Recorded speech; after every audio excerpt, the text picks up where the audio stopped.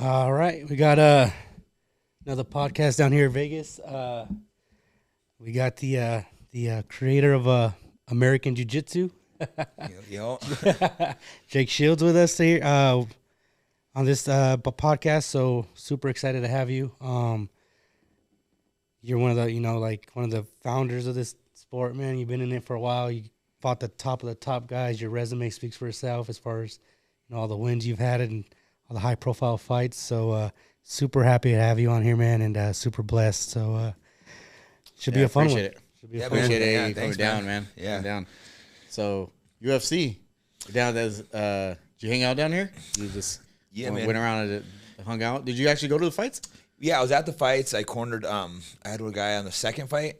Okay. Farid Basharat. He had yeah. it was his first UFC fight. He came in through Contender Series, so he ended up having a tough fight, but won, got the decision. And he has his older brother is also in the UFC, Javid Basharat. Yeah. I think his brother's 4-0 in the UFC now, Yeah. so they're both still Killing undefeated. Two just savages. Yeah, I think yeah. they'll Nice. be. I think they're going to be some of the bigger stars, and I can see them both taking titles. You working with both of them? Yeah, training both of them. Yeah, I met up with them. They're out here visiting from England. Yeah. And my other friend, was one of my trainers. He's from Afghanistan. These kids are from Afghanistan. So he's like, "Oh, I want you to help these two brothers out." I thought I was going to meet them, train with them for a couple days. I was just doing a favor for my friend, and then we hit it off right away. Next thing they know, they moved out from. They were serious, like, "Okay, we're moving out from London." Oh, damn. They went home, got their stuff, came back, and now they're out here full time. Yeah. So that's shoot. some dedication right there. Yeah, absolutely. Hell yeah, dude. That's a big move. Yeah, man. it's crazy. Like I figured I was to train with these kids for a couple of days, help my friends out. The next thing you know, they, a couple weeks later, they got their stuff packed out and came out. Coming out on. Were they already in the UFC when they made the move? No, or? neither one was in the UFC yet. Oh, They're damn, both, dude. I think Javid got Contender Series, so I came out, helped him, helped him train in corner for that fight. Yeah. And then he got in, and they came out here and just been training with me for, I think, a little less than 2 years now. But they're super dedicated and serious, and I mean, they're already super talented and good when I started training them, but they're making massive improvements. So when you bring somebody on, like kind of new, you're working with them for the first time, can you tell right away, like, oh, this guy has it or this guy doesn't? Or Yeah, I mean, I've been around the sport long enough Yeah. where generally I can, there's a lot of variables you're looking at. Yeah, I yeah, think, yeah.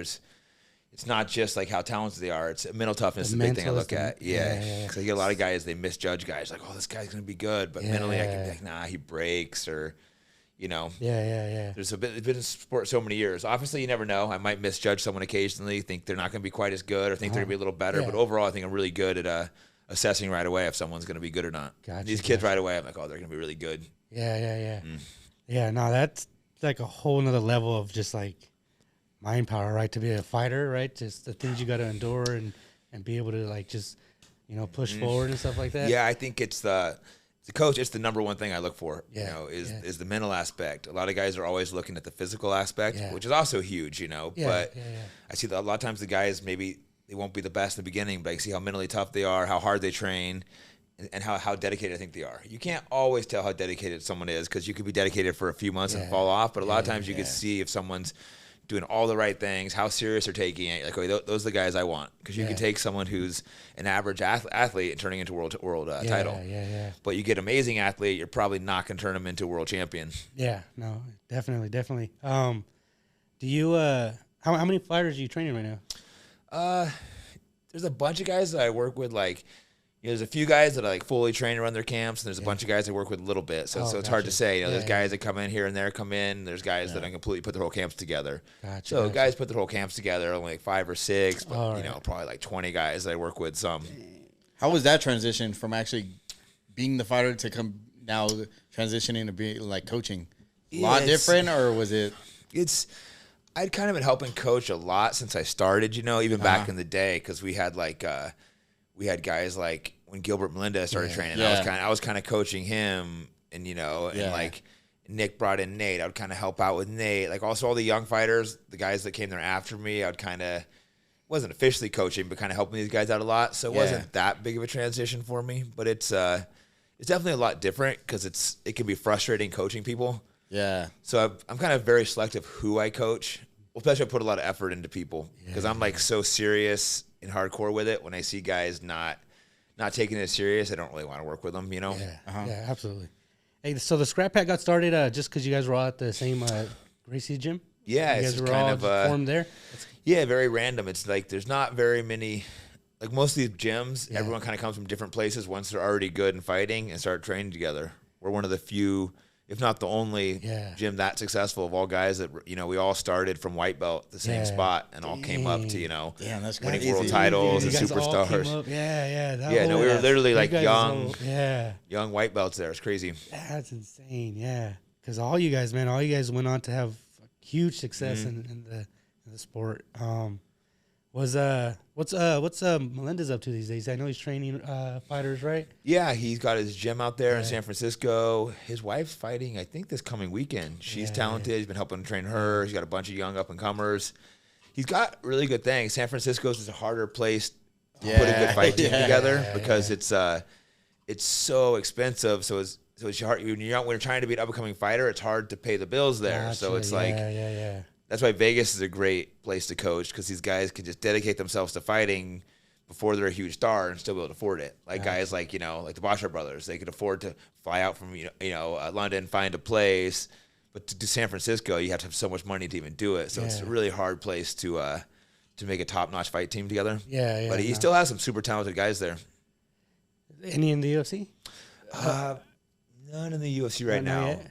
You got this guy Hyder, who's really close, I think, to getting there, 35-pounder. A lot of guys are close and tough, but I don't think anyone's in the UFC there. Gotcha. Do you have what's it called? I was looking back at that incident with Mayhem Miller. Oh yeah, right. That was a big thing when it happened. Just showing like how tight you guys were, man. Somebody came in, tried to steal your moment. Pat came in and just jumped on him, man. That was super cool, man. Super cool to see how tight they are. Like what they built. You guys all came in, you know. Yeah, we were always super close. It was like a brotherhood at our gym. It wasn't like you see some of these gyms like, oh yeah, I'll fight my training partner and For us, that's what's really, really cool about you guys. It seems like you guys never lost who you guys originally were. You know, like it's just you guys stayed real all the way through. Even Nick and Nate, how big they got, it just everybody just stayed the same. You know, like and just stayed to their roots. And you guys kept that little bond. That's what's super cool. Yeah, no, exactly. No one ever changed at all with fame. There was never any jealousy or animosity. I've seen a lot of these super gyms you come through, and you could tell guys, like one guy will be the most famous guy, and other guy is the gym. You can tell they don't like him. Yeah. Sometimes too, you know, because for whatever reason, sometimes the guy will be a lot more famous, but someone might be better at the gym. And a lot of times you see like animosity towards that. And for us, it's all. Especially, there was different times when one of us would be more famous than the other. You know, we've definitely had moments where one of us is big, and then it's always going back and forth who's the biggest, and we were always so happy for each other. It never was like, oh, you know, Nate's getting more attention than me, or Nick's getting more attention than me. We were always like so happy for each other, you know. And in the same way, when I had some moments where I was, you know, the Strikeforce champ and all that, I was getting a lot of attention at that time. I could tell they're truly happy for me, not like, why is he getting more attention? And it's weird when you see, I've been to a lot of gyms, you could tell these guys are like jealous towards each other, and we were like a brotherhood, and we always knew we had each other's back too. There was never a moment when we got in a fight, there was no doubt in my mind, you know, that there were a few on TV, but there was a lot off TV too when you were younger or crazy, you know. And there would be times, you know, where, you know, 15 dudes and like 4 of us, but I'm like, okay, I know my brothers are going to stand back to back and fight with me. They're not going to run. So you have a little more confidence. If 50 dudes and all of a sudden your friends are running. If you got 4 tough dudes and you stand back to back, you can probably, you know, we win brawls where we should have lost because we all, you know, stood and fought with each other. So dang, that's crazy, man. That's cool. That's cool to have. Is there a lot of times that like you guys have gone into people outside of the cage and then seen how they really act outside of when the cameras aren't there, and then they act completely different when the cameras are on? Oh, yeah. You get some guys that act totally different off camera and on camera. So outside of it. Some guys are kind of putting on a show. That's what it's hard to know people's real personality on camera. Yeah. We're always our real self, but sometimes guys, well, I've learned too, there might be someone you see on camera and you can't stand them. Or the opposite, like you really like him, and you meet in person, and then he's a prick. Or the guy that you didn't like, you meet in person, you're like, oh, I actually like that guy. So that's why I've learned, you know, don't judge people until I meet them. I mean, there's some exceptions. Someone like a Mike Jackson, you're like, that guy's just a piece of shit. But speaking of that shit, man, what happened there? I'd never heard of the guy, and I'm like, same here, man. I was like, what? Yeah, the and fuck, he just started dude? talking shit to me on Twitter, and I'm like, normally I'd block him, but I saw he was in the UFC at my weight, so I'm like, all right, let's fight. And he's like, yeah, we'll fight when I see you next. And I go, all right, on site. And he's like, yeah, I can't wait, whatever. And then, I tried going to his gym, but he made excuses. I even contacted his coach, and his coach didn't, said basically he was ignoring it when I'd asked for it. Yeah. And then I walked in the PI, and I seen him there, hitting the bag all over here. And I'm like, oh, there you are. I'm like, what up? It's on. I mean, we both agreed to fight on site. And then he's just like, I start walking towards him. He runs, hides behind like the punching bag. I seen that video, dude. I was like, how is that guy in the UFC, bro? I just on top of him. Yeah. He felt like a child. I just grabbed him, threw him on the ground. Hell yeah. Unfortunately, it was only a little clip, but he's like begging for help, calling. Is no one really going to help me? He's like hiding. The stuff that's not a thing. He's like hiding behind a punch bag, dipping behind it. One of these days, I'll find that full video. Yeah. A grown UFC fighter running, begging for help in the gym, looking all around. Hilarious. Yeah. And at first, guys were trying to stop me, but then he like called me a Nazi because a lot of the guys didn't know what was going on. Like Dewey Cooper, he's like he didn't know what was going on, so he was trying to stop me. And then he called the whole Nazi, and he just stepped back. He's like, this guy's running his mouth. Is that originally what he called you, like online? He just jumped on there and started calling me Nazi. I'm like, what are you talking about? I have no idea. Like, yeah. He started trying to accuse me of like racism and stuff. Like, what are you talking about? Yeah. The funny part is, we were at the PI. I was there with like a couple black guys, a couple Middle Eastern dudes, Mexican. He comes in like, call me a racist. Like, what are you talking about? Yeah. You're like weird, bro. My whole crew coming up with are like Mexicans. Yeah. I treat everyone equal. If I like you, I like you. If I don't, fuck off. Yeah. I was like, holy shit, dude. Like, I remember the story coming out, and I just, I was like, oh shit, that's Jake. And then I was looking into it. I was like, oh, you beat the shit out of him. Yeah. Well, and once they separated you guys, that was it? That was the end of it? Or then they pretty much, you just took off from the gym? Or yeah, because he ran downstairs and was like, call the police. And like, I'm just like, I'm going to get out of here before the police get here. Yeah. So I was reading on it. Did they actually ban you from the PI after that? I haven't even really tried going back. I'd probably go back, but I mostly train Extreme Couture anyways. Yeah, I'll show up one. I'll show up one of these days and see if they let me in. Yeah. It was worth it if I'm banned. That guy needed to get slapped around. Yeah, absolutely. Yeah. That was a good one, man. How often do you go down to the PI with your fighters? Like, do they always have to go there? No, I'm mostly trained at Extreme Couture. Okay. It is nice. Both pop by occasionally because it's a nice gym. They have extra cages, but Extreme Couture already has 2 cages. There's a huge mat area upstairs. They have everything you need there too. Weight room. So it's not like I don't need the PI. How does that stuff work? Like when you guys are no longer a part of the UFC, it's just through your contacts and stuff like that. Like they'll let you into the PI? The way the PI is, I think you're supposed to be a current UFC fighter, but they can bring a couple coaches in. Oh, so, okay.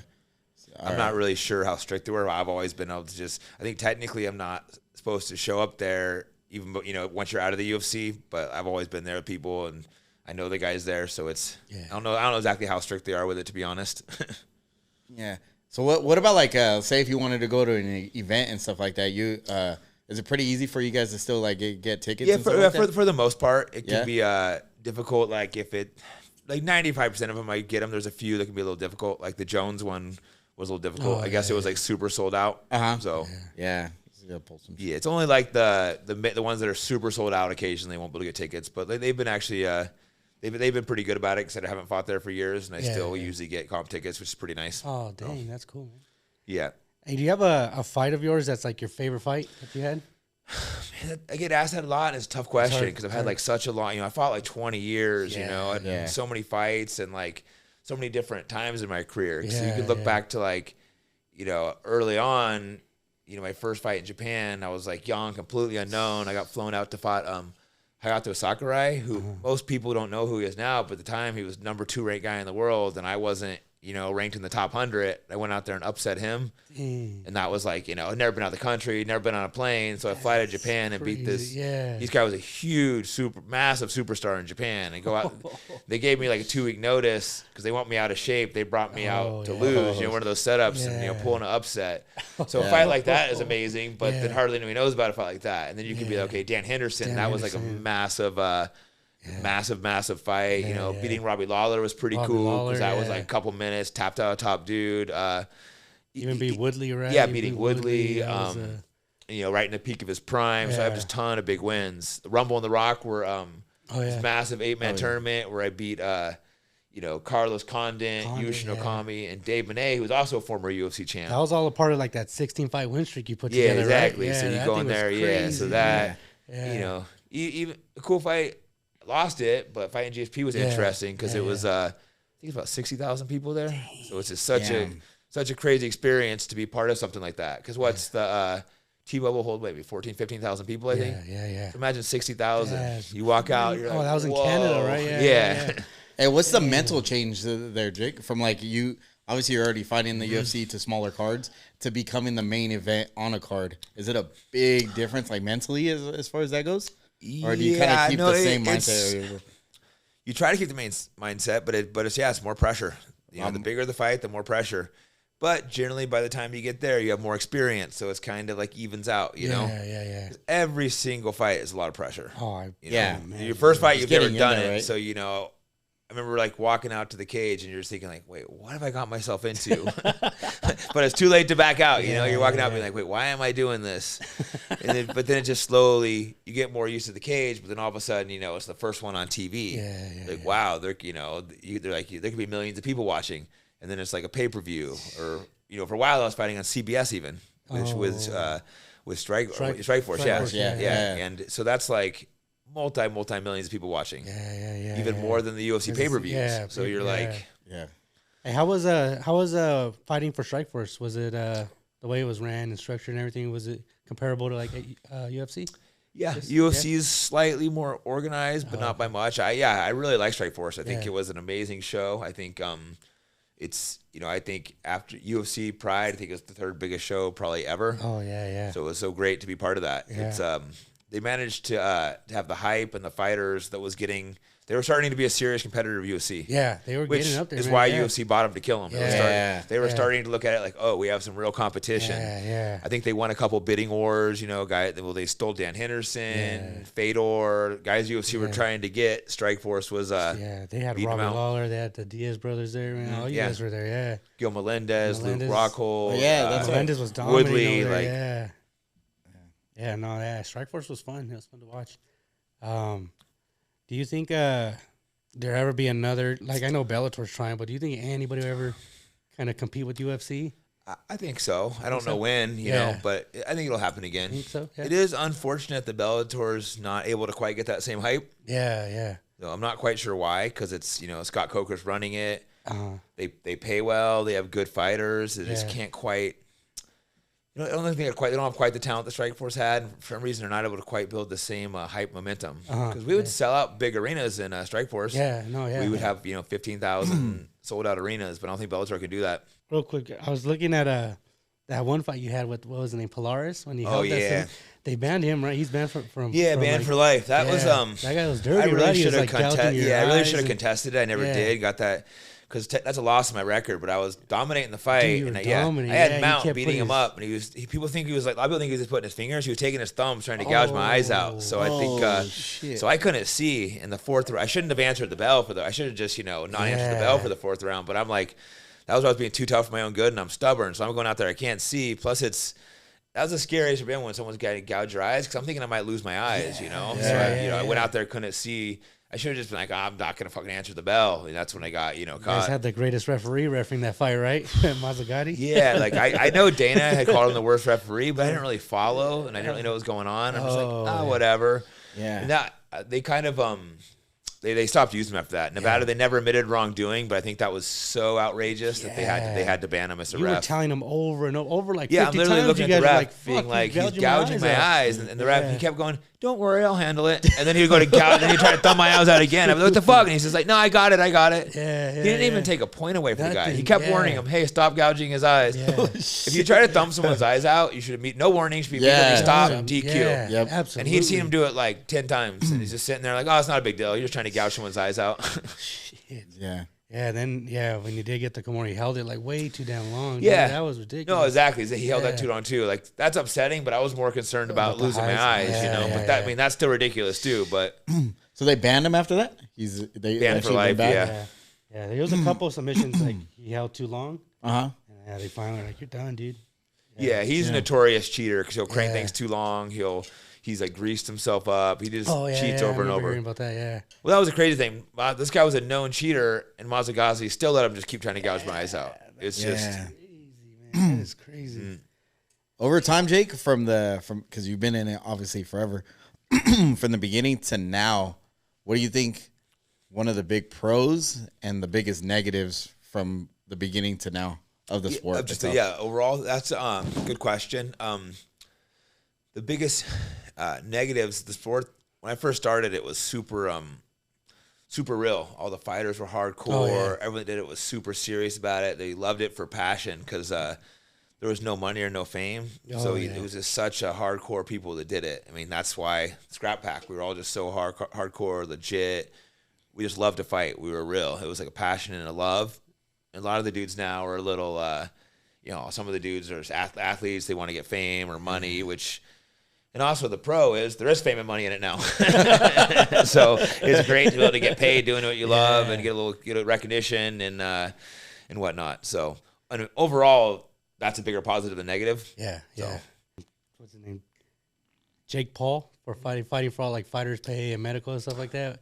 What do you think about all that?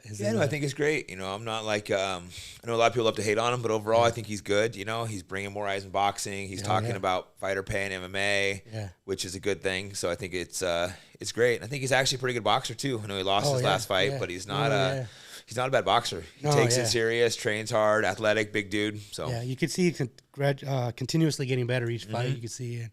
Making strides. Yeah, that's why when they first came out and everybody's labeling like a YouTuber, he's not just a regular YouTuber, man. He's an actual because they were athletes. They were athletes. They wrestled. They wrestled and things like that. So I was like, he's. I mean, depending on how much work he puts into it, but he can potentially get there. I'm not saying he's gonna get to like a Canelo stage or anything like that, but he can definitely. Yeah. I think, like you said, put some eyes to the TV. Yeah. And upset some fighters. Yeah, I think he takes his training very seriously, and he's also able to hire top-notch coaching. So that's you can jump quite ahead when you have good coaches and good training partners. Yeah, most guys are the first few years they're going to get ignored by top coaches because it's coaches don't want to spend a ton of time in you for multiple reasons. If you're not getting paid, you don't want to spend a year training some dude, then he quits, and that happens to a lot of guys. So it usually takes guys coming in a while before coaches are going to start helping them. Not because you're selfish, you want to make sure a guy's serious because it sucks when you put a lot of time into someone and then they disappear and you didn't get paid for it on top of it. So this guy, he can hire all the best coaches to come in. So it's like a cheat code where he can get better a lot faster. And the coaches, I'm sure, you're paying them well, so they'll spend a lot of time on you versus the new guy. You're going to show a couple minutes trying to fix a move, and then if they keep coming in, you'll slowly start putting more and more time into a guy. But you're not going to put a ton of time into a guy right away. When he comes in, he can pay him, so they're putting a ton of time into him right away. Yeah, no, I mean, that makes sense.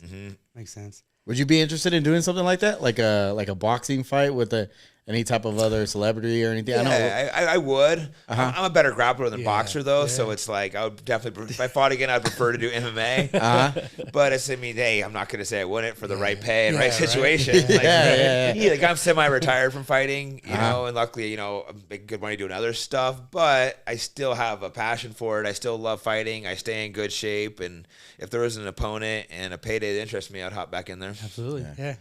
Are all your ventures that you're doing outside, are they all related to actually like fighting? For the most part, fight stuff, like, AJJ clothing company, training fighters, bunch of, it's other weird random connecting people, management deals, stuff like that. I had a little of the marijuana investments in California as well. Okay. High rollers or something like that? Involved with them a little bit too, but more like, businesses out there involved with. Okay. Yeah. So.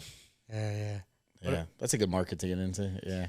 Yeah, it's not as great as it was because it's so competitive now. And California is heavily taxed, but it was really good business at one point. Are they gonna open that up in Nevada? Legalize weed? Yeah, it's already fully legalized here too. Is it? Yeah. Oh, okay. Yeah, no, it's fully legalized here too. Oh, okay. But I think it's really tough in Nevada to get. I think you have to be connected. Oh. They like the people, the lawyers to get the licenses. You got to be like one of the people in Nevada. I think it's really difficult to get in that business here. Got it. Do you smoke often? I'm not a huge smoker, just occasionally. No? Just occasionally? Yeah. I'm not like Nick and Nate and Gil and those guys. Do you feel that it actually does help as far as the the healing side of it, or like help you, or like it can relax you to like sleep and stuff good. For me, training, I would smoke occasionally, but not that much. For jiu-jitsu, sometimes I like if I'm going in, like if I got to go in and I could just straight roll and not have to like talk to anyone or coach or take technique, I would do jiu-jitsu. But like sparring and stuff is I remember one time I just got they all brought me to the car. We just hotboxed it. We just smoked so much. And then I had to spar Nick right after, and I was just so high. Like, what did I get myself into? And we spar hard. We'd like tape the gloves on, put the headgear. Go all in, in the cage. They lock the cage, and I'm like, oh shit, what did I get myself into? Pop in if you don't mind. Yo, this is Bob Menery. Yo, what up, man? How you doing? Jake Shields. How you doing? Hey, good. We're just here. 10 minutes here if I can. Yeah, we're just doing a little drinking, chatting. I ran into Diaz downstairs. I think they're going to get dinner. I just got a text. They're going somewhere, I think, to eat. You guys going out there? I'll probably go catch up with them after this, yeah. No. You know what's crazy? Hey, like, the ears obviously give it away, but like if I saw somebody like that at a bar in my head, I think that like I could fuck them up. Yeah. Try it. Go over it. Yeah, if it wasn't for my ears, I think people would try to fight me. But I think they like the few times I always get in it, they kind of look to think about it, like, yeah, better not. Yeah, no, that's I think people can kind of tell too when you're not worried at all. It kind of the guys try to act tough for a second, and they kind of see you like calm, like you're just like, don't make me beat your ass. They'll be like, this guy's a little too calm and confident looking. Fuck that. Isn't it like a really, really painful process too to drain them? It's not. I want to say it can be. Well, it's not. Well, there's several ways to drain them. It's not it more hurts just the ears of getting it. Hurts really bad. The draining, you don't hurt that bad. You literally just put a needle in and pull the pus out. There's another way where you can like cut it, which is I've never done that way. I suppose it's really painful. So, but everybody has them in the UFC. So is it like, or a fighter? So there's no way to prevent it. Like you can't. It's very difficult to. Some guys just happen to never get it, and you can wear headgear and all this stuff, but eventually you're probably going to get it if you fight. And what is it, just all the wear and tear? It's you'll get hit, or you get wrestling, and something will hit it basically, and like a fluid pops in there. So it's not necessarily wear and tear. It sucks when you first get it. They can be all swollen, and it can take a couple months to stop hurting. Oh, but dang. They don't hurt like once you have it for a while. I just can't imagine. I don't mean to come in here hot. I'm like tequila.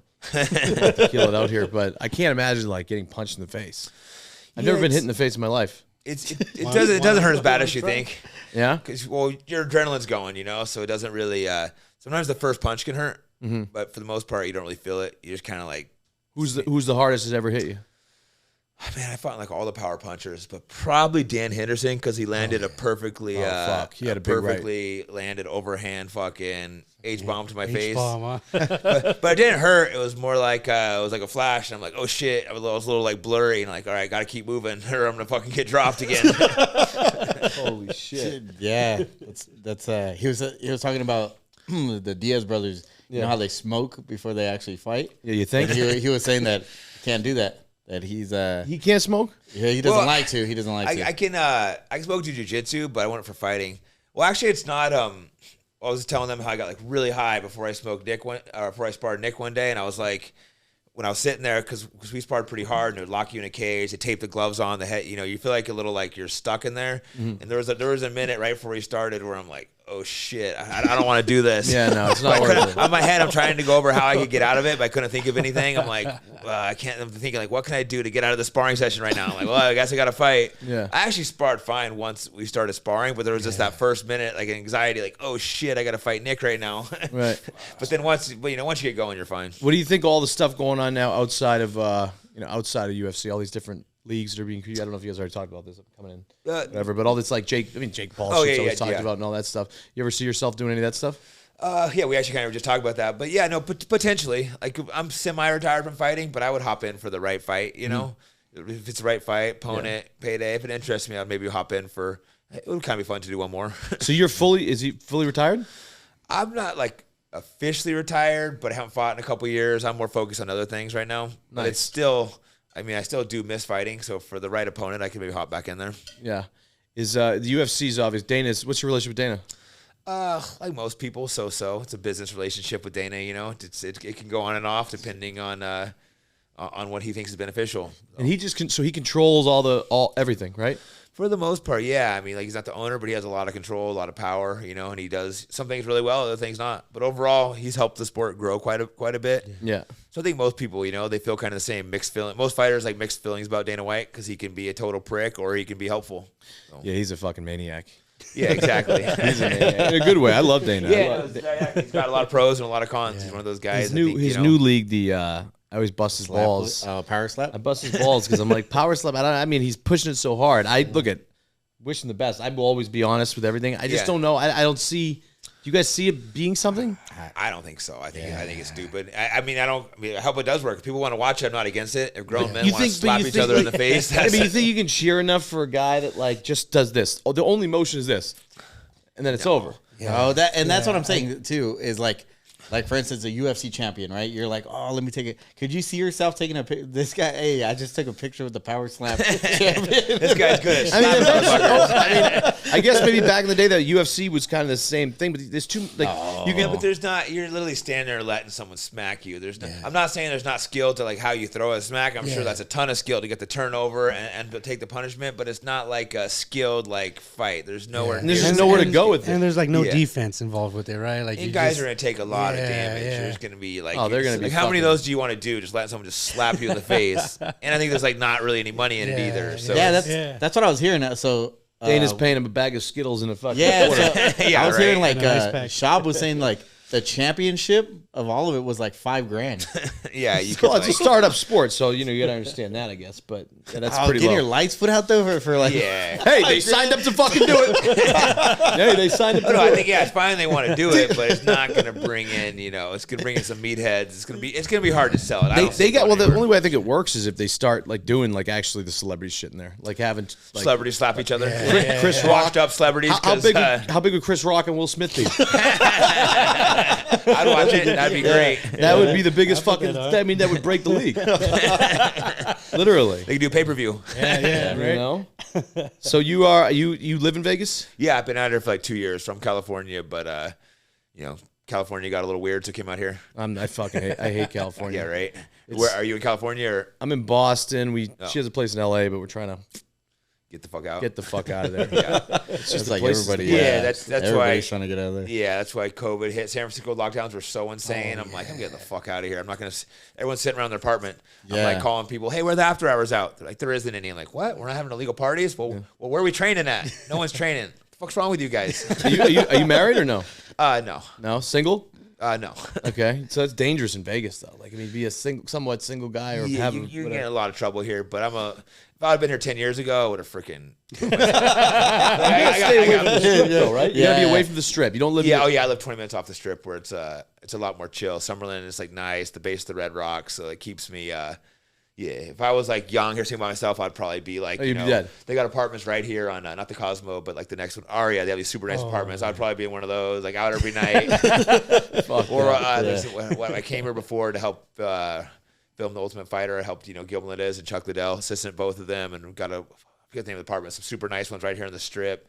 But I got myself in a lot of trouble. I was out all night, then I'd wake up, go coach. Yeah. Those guys are like, how the hell do you go out every night and still come and train in the morning? I don't know. Yeah. I was young, and it was too much fun. Did you ever have a time where you were in a big fight or anything like that, and you went a little wild like the night before the fight? No, I was always disciplined. I wasn't like John Jones. But John still fucking just dominates everybody. Hey, that's what I was telling him. I was like, fuck, hopefully after his victory, he gets the fuck out of Vegas, dude. Just get him immediately on the plane and get him out of here. Yeah, no, like I said, I always loved to party, but I controlled it where it was fight time. I would get dedicated for, before the fights. But after the fight every night, I would be out, raging 1, 2, maybe 3 days. Who knows? Hey, but you're a vegetarian, right? And you were throughout your whole fight career? Yeah. Was I don't know, helpful or not helpful or not helpful? It's really hard to say because I've been vegetarian my entire life, so I don't know how it would feel if I ate meat. But I feel everyone says how strong I am. I feel in great shape. So I'm like, if I felt weak and stuff, maybe I started eating meat. But considering I feel so good how I am, I figure no reason to try doing that. So you just eat fucking lettuce? Yeah, well, I'm not I'm not a vegan, so I do eat eggs, so that makes it easier to get your protein, and I'll make a lot of beans are great protein source too. Is it like an animal activist thing or rights thing or something? Well, I grew up that way, and I do really like animals, so I think because I've grown up that way, it feels really weird. I eat meat occasionally, but it feels so weird eating it. It feels like kind of like gross to me. Yeah. So I've just never been able to like get myself to eat it, and and it's easy for me because it's not something I miss because never eating it. So yeah. You never had a bite of a big juicy I've cheeseburger? had bites. Oh, all right. But just not eating a lot. Yeah. I've actually felt pretty sick after eating, particularly like beef. Chicken didn't really get me sick, and then fish I don't like the taste of. So when I ate beef, I felt terrible after, and that's just a small amount. Wait, so like on a splurge day where you're really eating, like this is really interesting, man. You don't eat meat. That's crazy. I never really dove deep into a vegetarian. So breakfast, lunch, or dinner, what is that? It can really depend, like I said, a lot of times eggs, and then maybe make some burritos, and there's lots of different food depending on how healthy I'm eating. If I'm not eating healthy, go to restaurants, Thai food, Indian food, all that. If I'm trying to eat healthy, I'll cook my own stuff, making just like beans, rice, a lot of vegetable dishes. You can like mix things to, I'll eat like potatoes and eggplant, all kinds of stuff put together. Hey, say if you're partying at night and you're trying to grab something late at night, it's kind of hard, to grab something like there's not a whole lot of places that serve. It can be, but like I said, I eat cheese, so it's easier to grab pizza. If you're vegan, is much tougher. I have been vegan for a few times, and it is a lot tougher. You have to be super dedicated, either cook a lot or there's a few times when I was at training camp, I'd hire a chef for like a few months, but that's obviously pricey. But you can be extremely healthy vegan, but you have to spend a lot of time cooking. So you can get the protein still, but you have to make sure you're putting all the proper things in there and measuring it out. Just vegetarian is much easier. I can just throw eggs together, and that is super easy. You can even, hard boil like, a whole bunch and just, eat a few of those real quick. You ever trip on mushrooms? Of course. I haven't. Why'd you eat some or what? No, I just never had the balls to do it. I'm always afraid I'm gonna like see the devil or something. Yeah, it can be pretty intense. And what I learned is when I was younger, I'd eat way too many. So we were like, oh, don't be a pussy. Eat a quarter. And I learned so I didn't do them for years. And I learned like, oh, you can just eat a small amount. Just eat like a gram, and it'll just be like a small head trip. And if you like that, then you eat a little more. They call that microdosing, right? Microdose is a lot. I think my friends call that microdosing, but I think technically, I think that would be 10 times a microdose, but it's still a small dose. A microdose is really small. I think it's 1/10 or 2/10 of a gram. So have you ever I ask everybody this, have you ever had any bad experiences with doing that? Yeah, I've had some experiences that were. So what was the worst? The worst was on acid, not shrooms. But on shrooms, the worst was just I ate them. We all ate way too many. And this one kind of guy, some weird tripped out hippie dude, his name was Rat. So that should have been a sign not to do him. But he had like pounds of shrooms, and his girl was pregnant, and he started like freaking out on her. And we were all in a room together, and everyone was just so freaked out. And finally, I just ran out of there by myself and went hiking. I felt better. Yeah, but what happens when I was just wandering around? What happens during that moment, though? Because I am actually debating doing this, so I need the whole breakdown from what you're feeling. So you're sitting there, they're fighting, you're on a massive amount of shrooms. What is your body doing? It was just trippy because we were like in this weird stone house, and there's like echoes, and it felt like there was like demons in the room. Oh, so you fucked that amount. Yeah, but it was a bad environment. So it was the environment because he was just like freaking out and started looking like a demon. He had like dreadlocks. I mean, the guy's name was Rat. That should have been a sign. Yeah, get the fuck out of there. What about DMT? DMT is good. I've only done it a couple of times, but that can be trippy too. The good thing of DMT, it only lasts about 5 minutes. But does it feel like longer?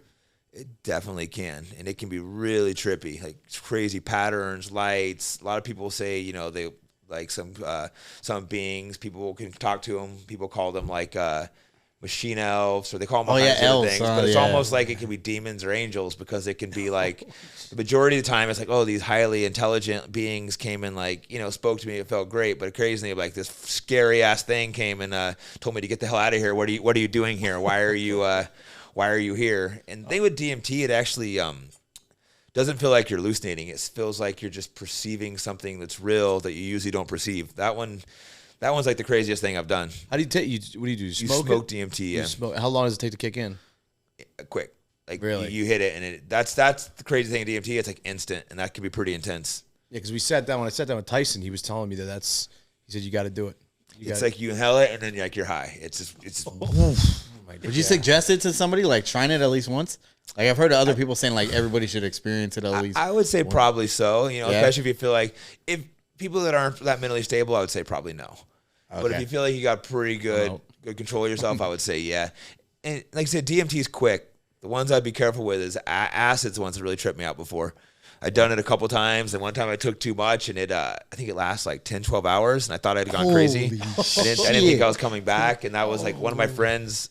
I was like still in high school. One of my friends just gone crazy and was in the middle of the hospital, and then I was just like, "Fuck!" I put myself crazy, and it was not a good experience. I was like, figuring out how to go home and talk to my dad, and I was just hoping he wasn't good. I was thinking, how am I talk to my dad and not send me to the middle of the hospital? It's all going in my head. What am I gonna tell him?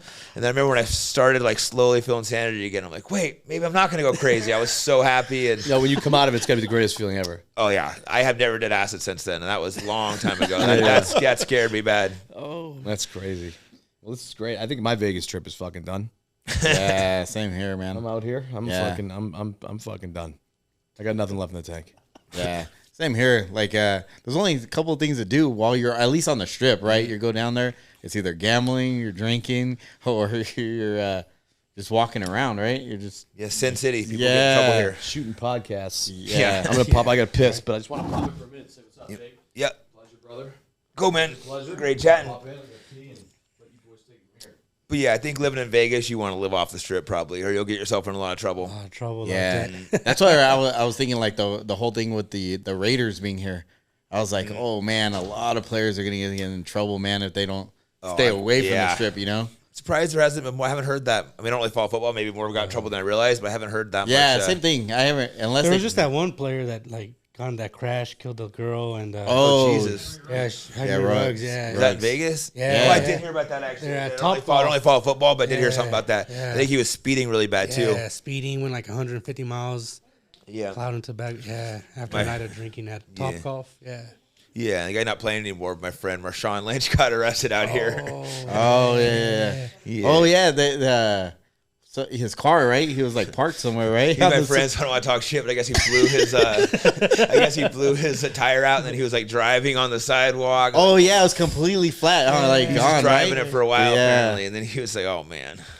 That's your boy right there, Marshawn? Not like super close, but we like one of my like best friends helped was like his strength coach and my strength coach, so we would like hang out together, lift weights and stuff. You know, I partied a couple times out here in Vegas. So, how was he like outside of football and stuff like that, like partying and stuff? Cool guy. Wild? Oh yeah, super cool. Like I didn't follow football, I didn't know who he was, but he's hilarious. Like I didn't know who he was. My friend brought him to dinner. You know, we go in there, super fancy like Middle Eastern restaurant, and he had no idea what it was. He's like, what is hummus for hummus? I'm just like,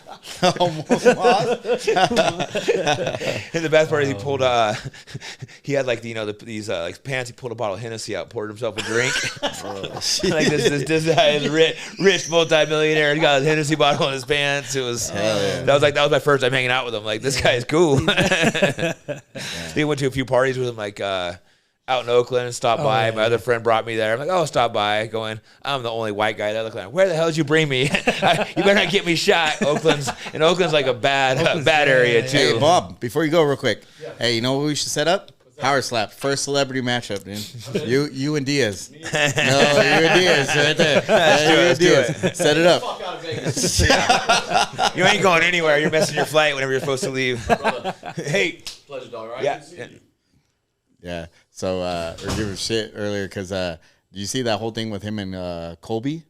No, what happened?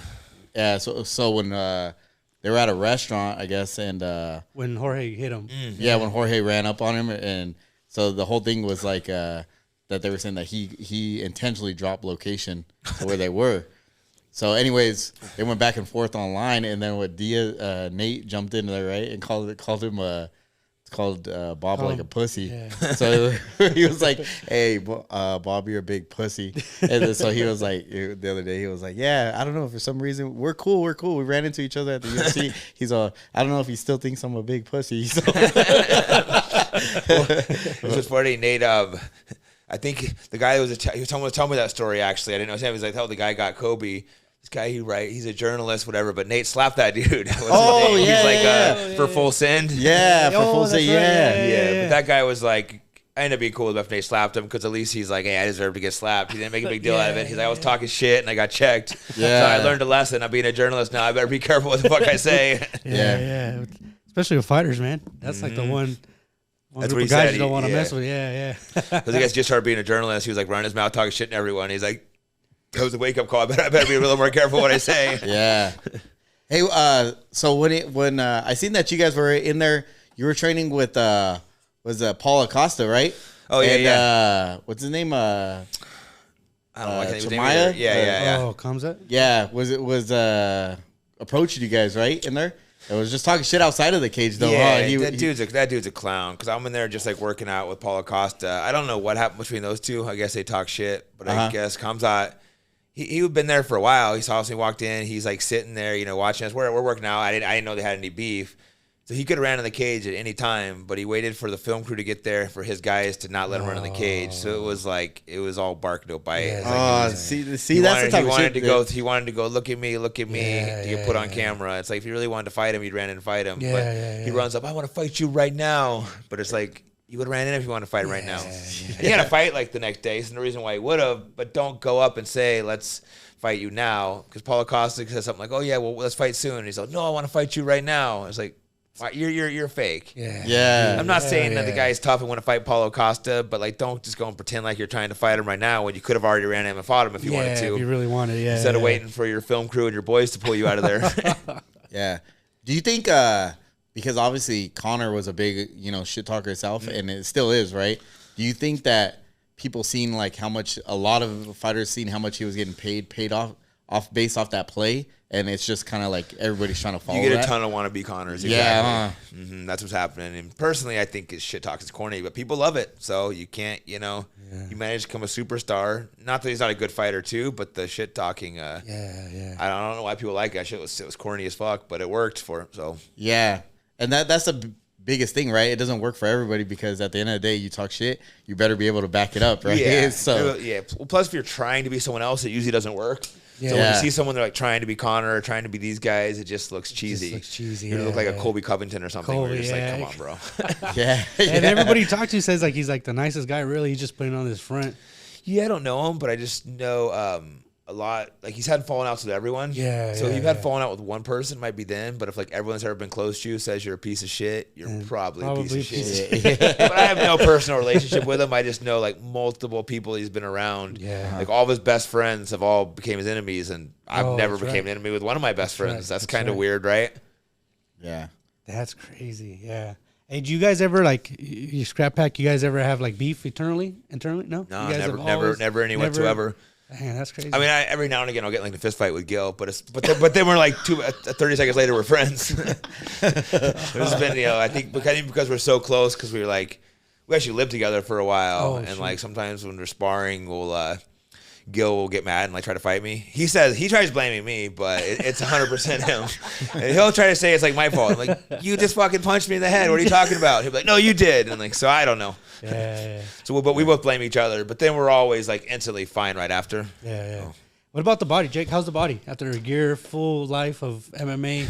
Overall, great. But I was actually just recovering from a knee injury, so I've been dealing with 6-7 months of being hurt, so that sucks. But I think I'm finally healthy. I'm just taking. The problem is I hurt my knee, and then as soon as I feel a little better, I start training hard right away. So now I'm like feeling better, but I'm taking it really slow. And every now and again I have I've had some back issues, but overall it's mostly fine.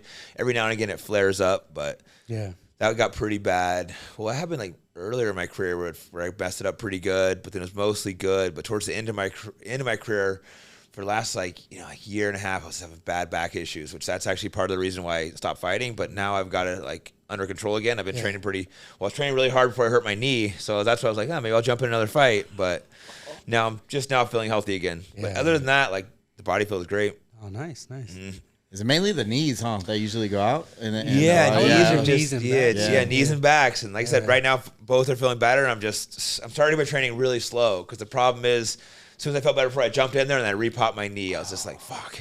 Yeah. Oh. Have you found how technology is changing as far as the therapy and so forth goes? Do you think it'll help, or you think it's still going to be the same?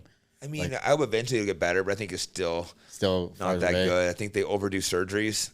They always just want to cut in you. And fortunately, I've never had a surgery. No, I don't think. I think there's a time and place for surgeries, but I think they give them way too much. Like early on, I was having some neck issues. I went into the doctor and they're just like, oh, we're gonna need to get immediate surgery. You're gonna need to retire. Never gonna fight again. And I was just like basically told the guy to fuck off and left. And then that was before I ever won a first world title. And these dudes tell me to fight a new career. So that really made me skeptical of the medical system. So and it doesn't mean I think there is a time and place for surgery, but it should always be your last resort. Yeah, absolutely. Like that's what they want to do surgery on my knee, and I'm hoping. If I do pop it again, I'll get the surgery, but I was like trying to rehab it myself, so I'm really hoping to avoid that. Yeah. But there's multiple times you'll go in, they'll tell you need a surgery. I don't get it, and I recover my body, and then I'm fine. And I see a lot of guys get a surgery, and they keep getting a surgery on the same thing again. So, in my opinion, surgery should always be last resort, not first. Hey, so if you're actually fighting, say for the UFC, right, and you're signed to it, you fight, you get injured during the actual fight, they take you straight to the hospital. Who foots that bill? Does the UFC? Yeah. The UFC will foot that bill? Yeah, and they're actually very pushy about making you go to the hospital if you have anything wrong with you at all. They put me there when I've not wanted to, like little my bangs ups or I guess for stitches you got to get them, but they'll put you like straight on an ambulance even when you're not really hurt. Oh, shoot. I guess it's good. They want to make sure the fighters are healthy. Yeah, but they send a decent amount of guys to the hospital, like just things that aren't really that bad, a little banged up here, and you got to go get checked. Yeah. So medical, is it covered pretty well while you guys are signed with the UFC, or how does that whole thing work? Like, say if you hurt your knee when you're fighting, right, and then they send you to the hospital, you have something wrong with it, and progressively it's going to get better. Do they cover that full term of everything? Anything during the fighting they cover. I'm not sure what their out-of-fight policy is, because I know they added something where anything during training, I think stuff not training only they cover. Oh, okay. Gotcha. They've changed a little bit, so I don't know exactly what they have right now, but they have somewhat medical. I don't think it's like amazing, but at least they have something, because for years they had nothing other than fight night. Damn. So. And you're around in a great... I would think it would be a little better for the fighter as far as the sponsorship deals, right? You were able to take sponsorship deals. Yeah, right? I would... Sponsorship was way better when I was in there, and also there was a lot of big companies that were paying really well. I think I was probably the best time period for sponsorship, and a lot of sponsors are still your networking, and I think I was good at networking with getting I had a lot of big companies. I was making I was fortunate to make really good money for sponsorship for a bunch of years. Nice. So. If you had one last fight, do you have a dream opponent in mind that you would want to? You could have right one now, last MMA fight. Who currently would want to fight? I mean, I'm always a guy that wants to fight the best dude, so I would want to fight, whoever the champ is. So I guess Usman just got knocked out by freeze by Edwards. Yeah. I would love to fight Edwards. Dang. I still physically, I feel like I still can. When I spar, I go with the best dudes. I think that's the end of my career. Like I said, I was having a little back trouble when I wasn't getting proper training. That's when I should step away. Plus, mentally, I don't think I was the most focused last couple of years. I was kind of burnt out. That's why part of me is like, man, it would be fun to hop in there one or two more fights. I still think I can, compete with top dudes. Yeah. When Nate's in training camp, do you go and help him? Yeah, a little bit. I'll go out there. It's been less when I used to all the time. Yeah. But in Vegas, it's a little tougher, to fly out there. But I'll go out there at least for, at least stop by his camp, for a few days. I'll fly out there for a week, San Francisco, and go in and out between Stockton and work with him. So you got American Jiu Jitsu, right? You came up with that. Yeah. The main difference is just that's more of like a wrestling hybrid. Yeah, exactly. So I first, wrestling was my background, and then I trained Brazilian Jiu-Jitsu under Cesar Gracie, but I was never trained with a gi, and I really was one of the first guys if not the first guy to really start fusing wrestling and Jiu-Jitsu together, trying to make it like a seamless art instead of two separate ones. Because you'd have wrestlers that would just take guys down and try not to get tapped. And Jiu-Jitsu guys didn't really do any of the wrestling in that. So I started trying to blend the two together, which you have a lot of people trying to do that now. But I was like one of the first guys and the first one to call it that. And especially back then, they were very strict about not giving belts with a gi. So I originally said, because guys were like, oh, you're not a purple belt. So I'm like, okay, do American Jiu-Jitsu again. Well, the funny part is, a lot of Brazilians trying to tell me that. So I went and I never trained with a gi, but I put it on for like 3 or 4 days. Yeah. And then I went and just dominated the world championship with a belt. I'm like, looks like I am.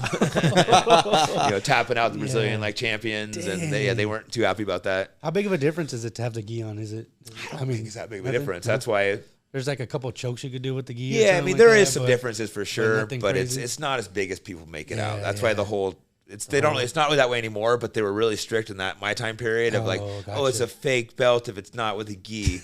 Now tons of people give the belts without the gi because they realize that it's not really that different. Did you prove that in 4 days? Exactly. You just get people that were more trying to be traditional about it, and jiu-jitsu is just a lot of people are training jiu-jitsu. They're doing it like MMA, and you're not wearing a gi in MMA.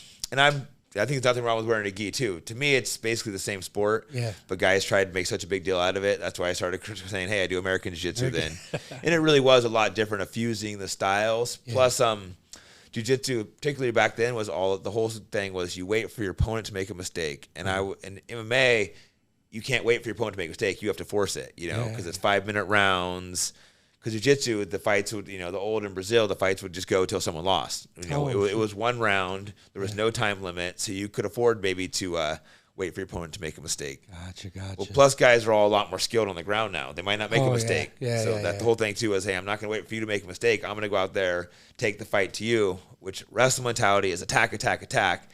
Jiu-jitsu used to be wait. So I'm going to bring the attack, aggressive style of wrestling and fuse it with jiu-jitsu. Dang. No, yeah. And it worked, right? Yeah, it worked really well, like I said. And you do get a lot of the top modern jiu-jitsu guys are actually doing more similar to what to my American jiu-jitsu now. They're taking the gi off. They're attacking a lot more. They're mixing in. They're all practicing wrestling too and learning to fuse the two because sometimes the takedowns aren't going to be exactly the same when a guy can choke you. So you got to make it, you got to take the wrestling takedown and make some adjustments to it. It's crazy. Yeah, that is pretty cool. It's pretty cool that you're the first one to kind of start it, that whole thing. Yeah, exactly. It's kind of cool to be an innovator of jiu-jitsu, so it's kind of cool. I can't really think. I'm trying to think of my time period. Who else was? Yeah, there wasn't really guys fusing the two back then. Do you think it's kind of changed? Like at one point in time, I know everybody in jiu-jitsu was kind of dominating the sport, and then it seems like now, right? It went to the wrestlers for a little while too. Do you think that's just It's always kind of hopped around who's in charge. Now pretty much everyone's good at everything, but you're still going to be better because when it first started, Hoist Gracie completely dominated with pure jiu-jitsu, Yeah. So that was the pure, but then the wrestlers kind of came in and started dominating, and then it was only grapplers. But then there was an era where the strikers started doing good. They figured out how to stop a takedown, how to get to their feet. So, but then it's always kind of hopped around. So it's it's going to always be evolving. Yeah. What was the biggest fight this weekend that you were like, holy shit, that shocked you, or that you weren't expecting that to happen? Oh, the girl fight, I guess. The Grosso? That was the one that surprised me the most. Yeah, she looked good.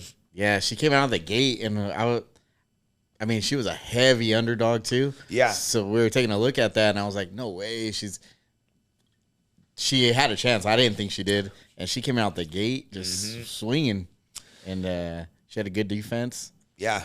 And, it was a huge win because Valentina is one of the best girls to ever do it. She's extremely talented, and taken to her. Yeah, John Jones didn't surprise me. Yeah. I was more surprised so many people thought that it was going to be a really close competitive fight. Yeah. What about him and Stipe? You think he takes out Stipe pretty easy? Or you think that's going to be a tougher fight for him? I think it'll be a tougher fight, but I think John Jones will win.